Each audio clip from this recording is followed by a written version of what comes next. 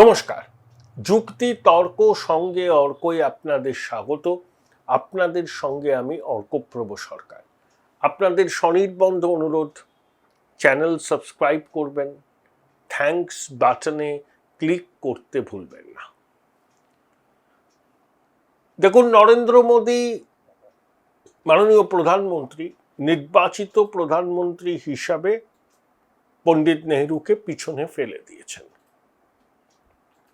পণ্ডিতজি 52, 57 এবং 62-তে নিরঙ্কুশ সংখ্যাগরিষ্ঠতা নিয়ে কংগ্রেসকে জয়ী করেছিলেন। নরেন্দ্র মোদীও 2014 এবং 2019-এ বিজেপির একক সংখ্যাগরিষ্ঠতা নিশ্চিত করেছিলেন, কিন্তু 2024-এ বিজেপি এককভাবে ম্যাজিক ফিগারের থেকে 32টা আসন কম পেয়ে থেমে যায়, কিন্তু এনডিএকে নিয়ে সরকার গঠন করে। তাহলে 2014 থেকে এই 2026-এর এই যে 22শে জুন, আপনারা যোগ দিবসে কি হলো সেসব নিয়ে সবকিছু জেনে গেছেন।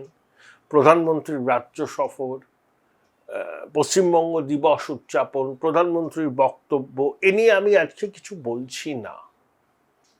আমি বলছি বিজেপির অঙ্কটা কি এবং নরেন্দ্র মোদীর ক্ষমতাসীন থাকার সময় যে 3টে ঘটনা তাকে কিছুটা হলেও উদ্বিগ্ন করেছিল, সেগুলো কি কি। 1, 2017 সালে গুজরাট বিধানসভার নির্বাচন ছিল। পাটিদার আন্দোলন মনে আছে আপনার? হার্দিক প্যাটেল, জিগ্নেশ মেবানি, অল্পেশ ঠাকুর, এরা কংগ্রেসের সঙ্গে হাত মেলায় এবং গুজরাটে দীর্ঘদিন বিজেপি সরকার থাকায় সেখানে একটা প্রতিষ্ঠান বিরোধিতা তীব্র হয়েছিল। ড্যামেজ কন্ট্রোল করতে প্রধানমন্ত্রী নরেন্দ্র মোদীকে 24 থেকে 25টা সভা এবং রোড শো করতে হয় গুজরাটে। বিজেপি জিতেছিল, কিন্তু কংগ্রেসও খুব ভালো ফল করে। সেবার যদি গুজরাটে বিজেপির ক্ষমতা হাতছাড়া হতো, তাহলে নরেন্দ্র মোদীর নেতৃত্ব নিয়ে প্রশ্ন উঠত। কিন্তু শেষ পর্যন্ত মোদীজি গুজরাতি অস্মিতার বিষয়টাকে সামনে রেখে নিজের ক্যারিশমাকে পুঁজি করে প্রতিষ্ঠান বিরোধিতার হাওয়াকে রুখে দিতে পেরেছেন। 2018 সাল বেলওয়েদার স্টেট বলা হয় রাজস্থান, মধ্যপ্রদেশ, ছত্তিশগড়ে বিধানসভা নির্বাচন। 3টে রাজ্যেই বিজেপি পর্যদস্ত হয়। ছত্তিশগড়ের 15 বছরের মুখ্যমন্ত্রী রমন সিং হেরে যান, মধ্যপ্রদেশের শিবরাজ সিং চৌহান হেরে যান, রাজস্থানে বসুন্ধরা রাজে সিন্ধিয়া হেরে যান। ঠিক 2019-এর লোকসভা নির্বাচনের আগে তখন এরা পারসেপশন দ্বারা বেঁধেছিল যে 2019-এর লোকসভা নির্বাচনটা ওয়ান সাইডেড হবে না। তারপর কি হয়েছিল আপনারা জানেন। পুলওয়ামা, আমাদের এয়ার স্ট্রাইক, ঘরে ঢুকে মারার সংকল্প, জাতীয়তাবাদের প্রবল জোয়ার, 303টা আসন এককভাবে বিজেপির জন্য নিশ্চিত করেছিল। রাহুল গান্ধী আমেঠি থেকে হেরে গিয়েছিল, কিন্তু সেটাও একটা ক্রাইসিস ছিল। আর 2024 সালে আব কি বার 400 পার স্লোগান তুলে বিজেপি থেমে গিয়েছিল 240-এ। তারপর টিডিপি, জেডিইউ, হিন্দুস্তান আওয়াম মোর্চা ইত্যাদি দলের সমর্থনে শেষ পর্যন্ত এনডিএ ট্যালি গিয়ে দাঁড়ায় 292-তে। কিন্তু লোকসভায় যে অপ্রত্যাশিত বিপর্যয় বিজেপিকে ফেস করতে হয়েছিল, তারপর থেকে তারা কিন্তু ঘুরে দাঁড়িয়েছে। তবে এটাও ঠিক, 2024-এ বিজেপি এককভাবে 240টি আসন পায়, এককভাবে। 2014, 2019 এবং 2024 এই 3টে নির্বাচন মিলিয়ে কংগ্রেসের মোট আসন প্রাপ্তি কিন্তু 240-এর থেকে কম ছিল। তারপরে হরিয়ানা, কংগ্রেসের মুখের গ্রাস বিজেপি ছিনিয়ে নিল, দিল্লিতে ক্ষমতায় আসলো দীর্ঘদিন বাদে, এবং মহারাষ্ট্রে যেখানে লোকসভা নির্বাচনে মহাবিকাশ আঘাড়ি খুব ভালো ফল করেছিল, এনডিএ মাত্র 9টা আসন পেয়েছিল, সেখানে একেবারে ক্লিন সুইপ হলো মহাদ্যুতির। তারপর বিহার এবং অঙ্গবঙ্গ কলিঙ্গ, তারপরে পশ্চিমবঙ্গ, কিন্তু দুগ্ধপাত্রে গোছনা পড়ে গিয়েছিল ঝাড়খণ্ডে। দেখুন, নরেন্দ্র মোদী ক্ষমতায় আসার পর সংঘ পরিবারের অনেকগুলো স্বপ্ন পূরণ করেছেন। সংঘ পরিবারের স্বপ্ন এবং বিজেপিরও স্বপ্ন, যেমন জম্মু কাশ্মীর থেকে 370 ধারা বিলোপ, 35-এর বিলোপ, 3 তালাক রদ। এখন কি কি বাকি আছে? অভিন্ন দেয়ানি বিধি, এক দেশ এক ভোট, উইমেন রিজার্ভেশন এবং ডিলিমিটেশন। তার জন্য সংসদে 2/3 মেজরিটি দরকার, সেটা বিজেপির নেই। 131st অ্যামেন্ডমেন্ট, কনস্টিটিউশনাল অ্যামেন্ডমেন্ট সংসদে বিজেপি পাশ করাতে পারেনি। 528 জন লোকসভার সদস্য উপস্থিত ছিলেন।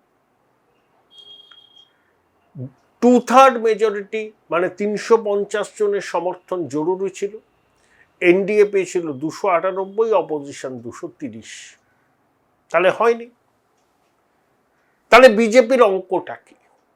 বিজেপির অঙ্কটা খুব পরিষ্কার। সংসদের আসন্ন বাদল অধিবেশনে এই সংবিধান সংশোধনী বিলটাকে পাশ করিয়ে নেওয়া।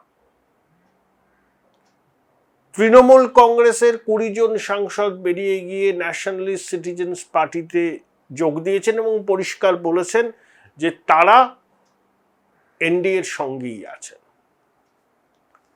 তাহলে 298 থেকে 20 যোগ করুন,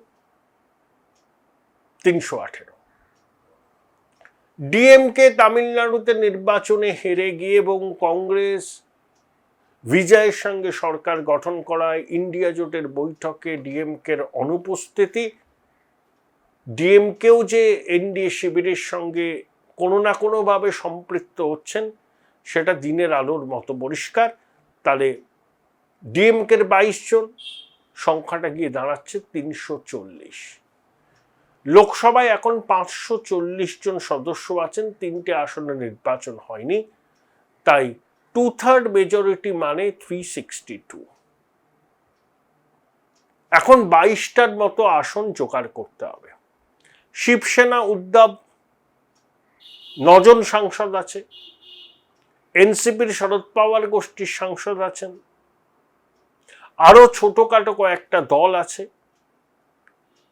সাকুল্যে বিজেপির যারা ম্যানেজার, যারা এই সংখ্যা জোগাড়ের খেলাটা দেখছেন, তারা নিশ্চিত যে 362 ক্রস করে যাবে। এবার আসুন রাজ্যসভায়। রাজ্যসভায় এনডিএর শক্তি 148, রাজ্যসভার মোট স্ট্রেংথ 245, 2/3 মেজরিটি মানে 164। 24টি রাজ্যসভার আসনে নির্বাচন হচ্ছে। তার মধ্যে কর্ণাটকে বিজেপির লস, সেটা তারা মধ্যপ্রদেশ থেকে মেকআপ করে নিয়েছে। ঝাড়খণ্ডে পরিমল নাথওয়ানি দাঁড়িয়েছেন, শিল্পপতি, ওখানে ক্রস ভোটিং হবে, একটা আসন বিজেপি বার করে নেবে।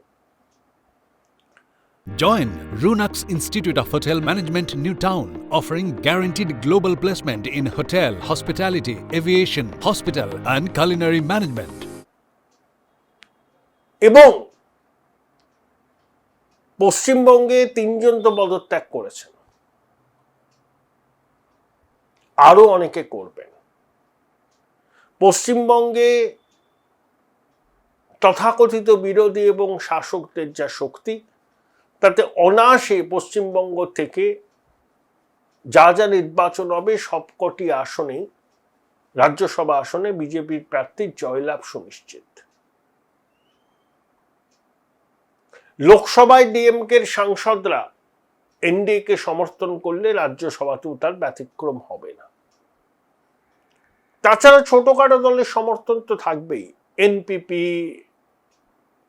মিজো ন্যাশনাল ফ্রন্ট ইত্যাদি।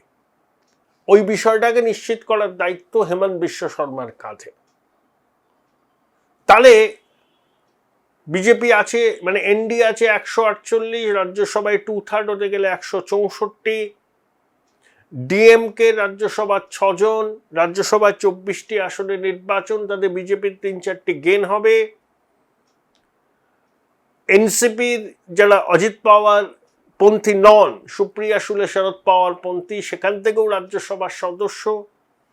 অর্থাৎ লোকসভাতে যেমন Nationalist Citizens Party, DMK, Shiv Sena, Uddhav, ছোট আঞ্চলিক দলকে মিলিয়ে বিজেপি যেমন মোটের উপর কনফিডেন্ট 360+ তারা নিশ্চিত করবে লোকসভায় সমর্থন, রাজ্যসভাতেও ইকুয়ালি তারা কনফিডেন্ট যে তারা 2/3 মানে 165-র বেশি সাংসদের সদস্য সমর্থন নিশ্চিত করবে। এটাই বিজেপির অঙ্ক। মূল কারণ কি? 2/3 এক দেশ এক ভোট, উইমেন রিজার্ভেশন বিল এবং ডিলিমিটেশন। এই যে অসমে নির্বাচন হলো না, কংগ্রেসের যে 19 জন জিতেছেন, 18 জন সংখ্যালঘু।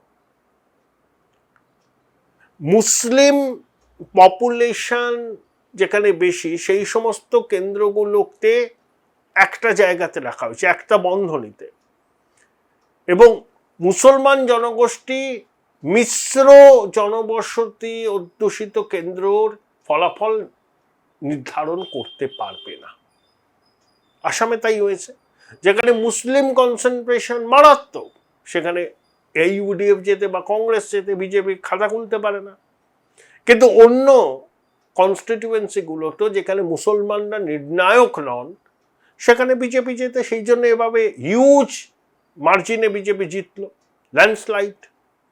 বিরোধীদের আশঙ্কা ডিলিমিটেশনের নামে বিভিন্ন আসনকে এমনভাবে পুনর্বিন্যাস করা হবে যাতে সংখ্যালঘুরা অধিকাংশ আসনের ফলাফলের নির্ণায়ক হতে না পারে। সেই জন্য ডিলিমিটেশনটা পাশ করানোর জন্য এত মরিয়া হয়ে উঠেছে গেরুয়া শিবির। তাদের আরো বক্তব্য, 15 বছর পর প্রতিষ্ঠান বিরোধিতার হাওয়া তুঙ্গে আসবে, ভূ রাজনৈতিক পরিস্থিতিও অনুকূলে থাকবে না। তাই 15 বছরের প্রতিষ্ঠান বিরোধিতার হাওয়াকে রুখে দিতে জেনজির স্বতঃস্ফূর্ত প্রতিবাদ, সেটা যাতে খুব একটা ক্ষতি করতে না পারে নির্বাচনী পাটিগণিতকে, সেটা মাথায় রেখেই এই ডিলিমিটেশনের অঙ্কটা সাজানো হচ্ছে বলে অভিযোগ। কিন্তু এক দেশ এক ভোট, অভিন্ন দেয়ানি বিধি, মহিলা সংরক্ষণ হলে তো সংসদের আসন সংখ্যা বাড়বে, 850টা হবে। এইগুলো সংবিধান সংশোধনী বিল পাশ না হলে হবে না, এবং সংসদের বাদল অধিবেশনে বিজেপি এটা পাশ করাতে মরিয়া। তাই সংখ্যা জোগাড়ের খেলায় তারা নেমে পড়েছে। এই অঙ্ক কষে বিজেপি এগোচ্ছে। বিজেপির যারা এই বিষয়টা দেখভাল করছেন তারা খুব কনফিডেন্ট 2/3 মেজরিটি সংসদের উভয় কক্ষে সিকিউর করতে তাদের আর কোনো অসুবিধা হবে না। হাই, আমি একটা বই পোকা। ছোটবেলা থেকেই মা বলতো পরীক্ষার আগে বইগুলো গুলে খেতে হবে। তো ব্যাপারটা আমি একটু বেশি সিরিয়াসলি নিয়ে ফেলেছিলাম। খুঁটিয়ে পড়তে গিয়ে বই খুঁটে খেয়ে ফেললাম। তাও ক্লাস 11-এর 2টো সেমিস্টারে একটাও কমন পেলাম না। কিন্তু 12-এর সেমিস্টারগুলোতে ছক্কা মেরেছি, কারণ আমি ডিসকভার করেছিলাম মৌলিক লাইব্রেরি প্রকাশিত সম্রাট সিরিজের সমস্ত এক্সক্লুসিভ সাজেশন বুক উইথ প্রচুর কমন পাওয়ার গ্যারান্টি, প্লাস টেস্টি ছিল। উচ্চ মাধ্যমিকের পর উজ্জ্বল ভবিষ্যৎ গড়তে NCHMCT পর্যটন দপ্তর, ভারত সরকারের hospitality and hotel management, Paschimbanga সরকারের মাকাউটের BBA BCA, fashion design, aviation tourism, culinary arts পড়ো SBI HM কলেজে। স্টুডেন্ট ক্রেডিট কার্ড ও ব্যাংক লোন পাবে SBI HM এ পড়লে। কোর্সের শেষে SBI HM দেশ ও বিদেশে চাকরির ব্যবস্থা করে থাকে। SBI HM হলো পশ্চিমবঙ্গের সেরা ম্যানেজমেন্ট কলেজ। SBIHM.com বোলপুর শহরের কোলাহল থেকে মাত্র 20 মিনিট দূরেই রয়েছে এই সুন্দর রিসর্ট, যেখানে পেয়ে যাবে স্পেশিয়াস আর এস্থেটিক্যালি ডিজাইন রুম। তোমরা যারা গ্রুপে যাও তাদের জন্য আছে কমফোর্টেবল গ্রুপ স্টে অপশন, আর কাপলদের জন্য রয়েছে লাক্সারিয়াস সুইট রুম, তার উপর আবার ফ্ল্যাট 10% অফ। এখানে প্রকৃতির মাঝে তোমরা পেয়ে যাবে একটা সুন্দর সুইমিং পুল, ছোটদের জন্য প্লে এরিয়া আর একটা এস্থেটিক সেলফি কর্নার। প্রপার্টিটা পুরোটাই পেট ফ্রেন্ডলি, আর এখানে আছে অনেক কিউট ছোট ছোট র্যাবিটস। সকালের ব্রেকফাস্ট থেকে ডিনার পর্যন্ত পেয়ে যাবে একদম হোমলি কমফর্ট ফুড, যা এক কথায় অসাধারণ। বেঙ্গলি কুইজাইনের সাথে সাথে পেয়ে যাবে চাইনিজ আর নর্থ ইন্ডিয়ান অপশনও। বিকেলে বনফায়ারের আলো, বন্ধুদের সাথে আড্ডা আর খোলা আকাশের নিচে গ্রাম বাংলার হাওয়া, পুরোটাই এক অপরূপ অনুভব। তাহলে বলো তোমরা কবে প্ল্যান করছো এই পিসফুল এসকেপটা? And don't forget to follow miss cupcake for more such travel updates.